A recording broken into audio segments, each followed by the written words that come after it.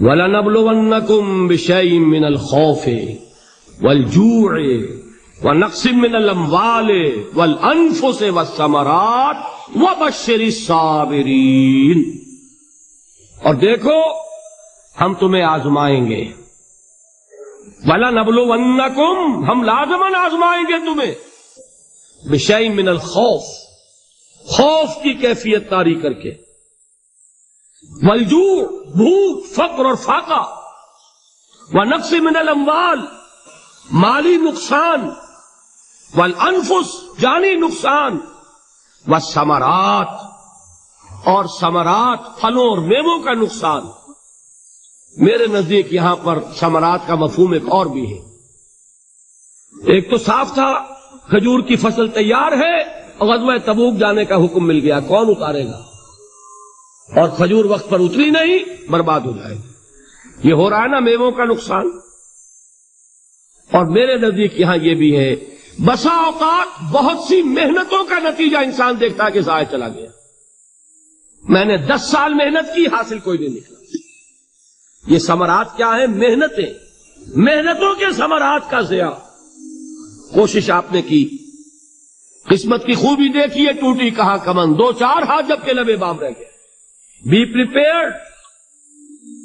ایک شاعر کے یہ اشعار ہیں، وہ کمیونسٹ تھا، میں نام بھی نہیں لیتا، لیکن یہ کہ یہ اسی انقلابی، چونکہ ان کا بھی ایک انقلابی نظریہ ہے، انقلابی عمل میں یہ سارے مراحل آتے ہیں۔ کوئی سیٹ بیک آیا فرض کیجئے، کوئی ناکامی ہو گئی، تو اپنے ساتھیوں کو دل بدھانے کے لیے یہ فصل امیدوں کی ہمدم اس بار بھی غارت جائے گی، سب محنت صبحوں شاموں کی اب کے بھی اکارت جائے گی۔ میرے نزدیک کے ثمرات کا جو لفظ یہاں آیا ہے، وَنَقْصٍ مِّنَ الْأَمْوَالِ وَالْأَنفُسِ وَالثَّمَرَاتِ، سب محنت صبحوں شاموں کی اب کے بھی اکارت جائے گی۔ دھرتی کے کونوں کھدروں میں پھر اپنے لہو کی کھاد بھرو، پھر مٹی سینچو اشکوں سے، پھر اگلی رت کی فکر کرو، پھر اگلی رت کی فکر کرو، جب پھر ایک بار اجڑنا ہے۔ ایک فصل پکی تو بھر پایا، تب تک تو یہی کچھ کرنا، ایک مقصد ہے سامنے، انقلاب برپا کرنا ہے۔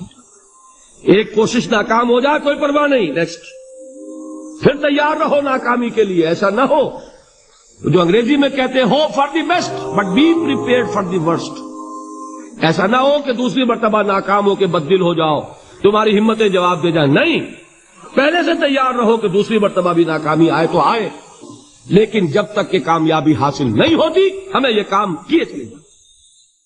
دیکھیے سیرت میں آیا کہ نہیں یہ واقعہ؟ بدر میں مسلمانوں کو فتح ہوئی تو احد میں زک پہنچی کہ نہیں؟ 70 صحابہ شہید ہوئے کہ نہیں؟ اگر ان کی ہمتیں جواب دے جاتی تو گاڑی کیسے چلتی آگے؟ تو فرمایا وَلَنَبْلُوَنَّكُمْ بِشَيْءٍ مِّنَ الْخَوْفِ وَالْجُوعِ وَنَقْصٍ مِّنَ الْأَمْوَالِ وَالْأَنفُسِ وَالثَّمَرَاتِ، ہم تمہیں لازماً آزمائیں گے، خوف کی کیفیت سے، فقر و فاقے کی کیفیت سے، بھوک سے، جان کے نقصان سے، مال کے نقصان سے، محنتوں کے حاصل کے ضائع ہو جانے سے۔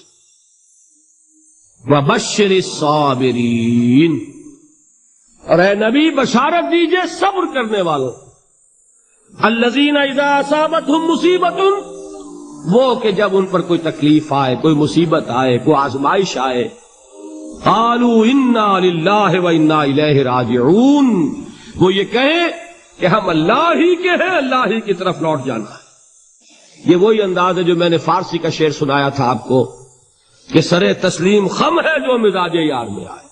وہ ہمارا مولا ہے، ہمارا آقا ہے، اگر اسے یہی منظور ہے تو ہمیں بھی یہی منظور۔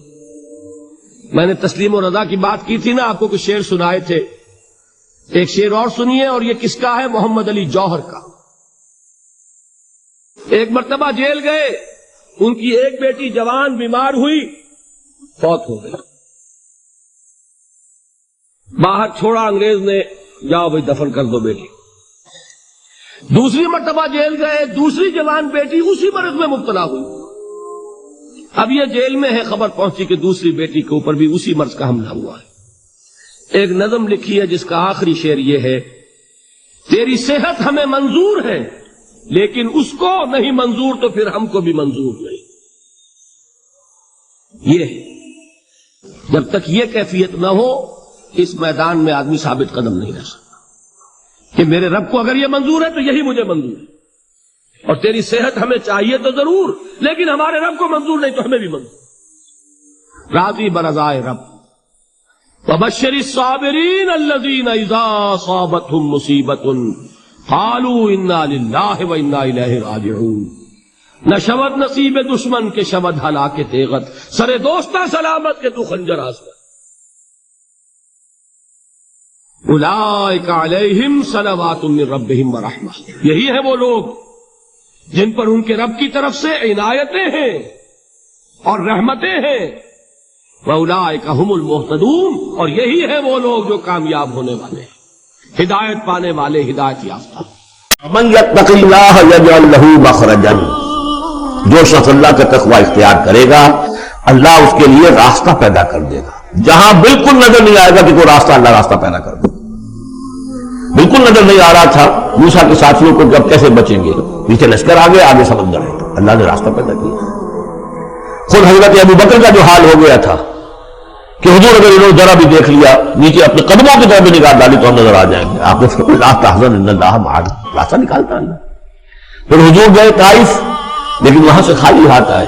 مدینے میں اللہ نے خود ہی کھڑکی کھول دی، 6 آدمی ایمان لے آئے. آپ گئے ہی نہیں اور وہاں انقلاب بھی آ گیا. عجیب. اس اعتبار سے اللہ مخرج پیدا کرتا ہے. تم صحیح طریقے پر چلتے رہو، تقوی اختیار کرو، صحیح راستے پر جد و جہد کرو. یہ کام اللہ پر چھوڑو. کب اسے منظور ہے اس کا کامیاب ہونا؟ جب ہوگا وہ راستہ ایسا کھولنے کا کہ تمہیں گمان بھی نہیں ہوگا. وَيَرْزُقْهُ مِنْ حَيْثُ لَا يَحْتَسِبُ. اور اسے رزق دے گا وہاں سے جہاں سے اسے گمان بھی نہیں ہوگا. اقامت دین کی جد و جہد ہو، غلبہ دین کی جد و جہد ہو، اپنے آپ کو اپنے صلاتی و نسکی و محیایا و مماتی اس کا فیصلہ کرنا ہو تو سب سے بڑی رکاوٹ آتی کھائیں گے کیا؟ تو اللہ تو کہتا ہے راضی میں ہوں. ہے ایمان اور یقین اس پر کر کے دیکھو تو صحیح، اس پر اعتماد تو کرو. لیکن یہ کہ اس پر اعتماد کرنا توکل بڑی مشکل ہے. وہ تو جتنا ایمان ہوگا اتنا ہی اعتماد ہوگا، اور گہرا ایمان ہوگا گہرا اعتماد ہوگا. وَمَن يَتَّقِ اللَّهَ يَجْعَل لَّهُ مَخْرَجًا وَيَرْزُقْهُ مِنْ حَيْثُ لَا يَحْتَسِبُ وَمَن يَتَوَكَّلْ عَلَى اللَّهِ فَهُوَ حَسْبُهُ. یہ تو ابھی تقویٰ والے کی بات ہے کہ وہ وہاں سے رزق دے گا جہاں سے اسے ملے گا بھی نہیں. اور جس نے اللہ پر توکل کر لیا تو وہ اس کے لیے بہت کافی ہو جائے گا. توکل کر کے تو دیکھو، حسبہ وہ اس کے لیے کافی ہے. یہاں تک فرمایا ہے حدیث میں من کان فی حاجت اخیہ کان اللہ فی حاجتہ. اگر کوئی مسلمان اپنے کسی بھائی کی ضرورت پوری کرنے میں لگ رہا ہے، اپنا وقت صرف کر رہا ہے، اللہ اس کی ضرورت پوری کرنی شروع کر دیتا ہے.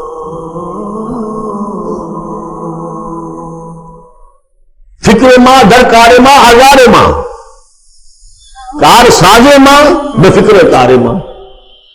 یہ فارسی شاعری کے اندر یہ دینی حقائق ہے. کار ساز ماں بے فکر کار ماں، میرا کارساز میرے کاموں کی فکر کر رہا ہے، میں نے اپنے آپ کو اس کے کام کے لیے لگا دیا. وہ دنیا میں بھی ذرا سا بھی کوئی شریف انسان ہوگا، آپ اس کے ہو جائیں وہ آپ کو چھوڑ دے گا پھر کہیں؟ شرافت ہو، مروت ہو اس میں. آپ اللہ کے بن کر تو دیکھیے، پھر وہ کارساز ہے. کارساز ماں بے فکر کار ماں، فکر ماں در کار ماں آزار ماں. جب میں اپنے معاملات کی فکر خود کرتا ہوں، کوئی نہ کوئی ٹھوکر کھاتا ہوں، کوئی نہ کوئی غلطی کرتا ہوں، آزار اپنے سر کے اوپر پیدا کر لیتا ہوں. اپنے آپ کو حوالے کرو. اس کا نام ہے تفویض الامر الی اللہ. افوض امری الی اللہ ان اللہ بصیر بالعباد. ان اللہ بالغ امرہ. اللہ تعالیٰ تو اپنا معاملہ تو پورا کر کے ہی رہتا ہے. وہ تو دین کو غالب کرنا ہی ہے. کون اس کے اندر نفع کما گیا، کون محروم رہ گیا، یہ ان کی قسمت ہے. ابو بکر اور عمر اور عثمان اور علی اور عبد الرحمن ابن عوف یہ اپنی بازی جیت گئے. ابو جہل ابو لہب محروم رہ گئے. یہ تو اب ان کا معاملہ ہے. اللہ تو اپنی بات پوری کرا دے گا. اور اس دنیا کے ختم ہونے سے پہلے پورے عرضی پر اللہ کا دین غالب ہوگا. یہ ہونا ہے. دیکھنا یہ ہے کہ تم اس بہتی گنگا میں کو ہاتھ دھونے کو تیار ہو یا نہیں، یا تم محرومین کی فہرست میں اپنے آپ کو لانا چاہو. بس اپنا تن من دھن لگا دو، اس کے اندر تمہاری ہڈیوں کا چورا ہو کر بھی اس نئی تعمیر کی بنیادوں میں اگر لگ جائے تو بہت بڑی کامیابی ہے۔ قد جعل اللہ لکل شیء قدرا، بہت عمدہ مقام ہے، اللہ نے ہر چیز کے لیے ایک اندازہ مقرر کیا ہوا ہے، کب اللہ کی مدد آئے گی یہ بھی اس نے طے کیا ہوتا ہے۔ You have to qualify, pre qualification conditions ہیں، تب مدد آئے گی، یہ نہیں آتی مدد۔ اپنا سب کچھ لگا دو، پھر کہو کہ اللہ میری 15 برس کی کمائی کل میدان میں نے بھی ڈالی ہوگی، 15 برس کی کمائی، دن کی اور رات کی کوششیں ہیں میری، صبح اور شام کی کوششیں ہیں میری، 15 برس وہ میدان میں نے لا کے ڈالی۔ تب پکارو اللہ کو۔ اپنا مال بچا کے رکھنا ہے، اپنی مستقبل کو بھی بچانا ہے، اپنی اولاد کو بھی بچانا ہے، اور اللہ کا دین غالب ہو جائے، کہیں نام لکھا کے کسی جماعت میں شامل ہو کر بڑا تین مار دیا، گویا کہ اللہ تعالیٰ تو جانتا ہی نہیں۔ کتنی کنٹریبیوشن ہے، کتنا اثار ہے، کتنی قربانی ہے، کتنا وقت ہے، کتنی محنت ہے، اللہ جانتا ہے۔